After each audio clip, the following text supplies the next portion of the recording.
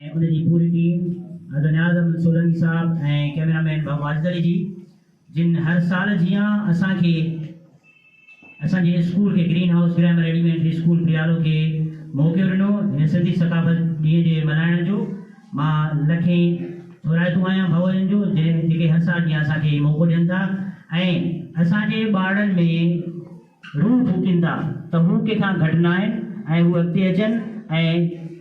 तालीम के मैदान में पांजो पाण मिलाइनि। वरी महिरबानी अवां सभिनी जी। जिन भी ॿारनि पार्टिसिपेट कयो आहे इन प्रोग्राम में वक्त की कमी आहे न त हिते अरेंजमेंट कयो आहे पर इंशाअल्लाह सुभाणे असेंबली में उन्हनि सभिनी ॿारनि खे स्कूल की तरफ़ां इनाम ॾिनो वेंदो जिन ॿारनि भी पार्टिसिपेट कयो आहे। महिरबानी ऐं सुभाणे इंशाअल्लाह एज़ यूजुअल स्कूल महिरबानी। बिस्मिल्लाहिर्रहमानिर्रहीम। नियाज़ भाई तव्हांजो शुक्रगुज़ार आहियां जो असांजे स्कूल के हर साल जीअं हिन साल बि अवां मौक़ो ॾिनो ऐं सिंधी न्यूज़ जो भी थोराइतो आहियां ऐं उन खां अलावा अव्हांखे जसो हुजे जो हिन वक़्तु जेको तव्हां हिन साल उनवान रखियो आहे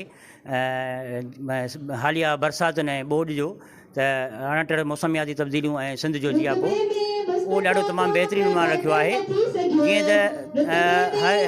पूरी दुनिया में हिन वक़्तु ग्लोबल वार्मिंग हली रही आहे ऐं पूरी दुनिया में मौसमियाती तब्दीलियूं अची रहियूं आहिनि पर दुनिया जा केतिरा ई सुसरियल मुल्क आहिनि जिन में खोड़ सारियूं बरसातूं हलनि थियूं पर उते कॾहिं बि तव्हांखे गप चिक ऐं माण्हू तड़पंदे न मिलंदा। जीअं असांजे सिंध सुवारीअ में ज़ुल्म ऐं बरबरी ते फैलियल आहे उन ते कोई बि तरक़ीअ जो जेको नाहिदार इनसार ऐं असांजी हर साल हर 10 साल तक़रीबन हर 10 साल असांजे सिंध में अहिड़ी बरसातूं ॿोॾि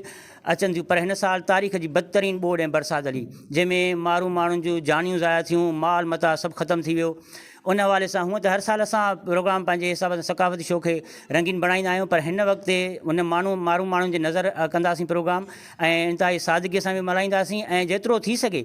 अवाम खे पुरज़ोर अपील कयूं था। हिन वक़्तु बि खोड़ सारा माण्हू वीचारा माण्हू रोडनि ते तड़पी रहिया आहिनि के अस्पताल में बीमार पिया आहिनि उनखे अझो लटो खाधो पीते जे लाइ कुझु बि कोन्हे। अवाम खे पुरज़ोर अपील कंदासीं त जेतिरो वस आहार थी सघे अवां उन्हनि जी मदद करण लाइ ॿाहिरि अचो ऐं हिन सिंध जेका तक़रीबन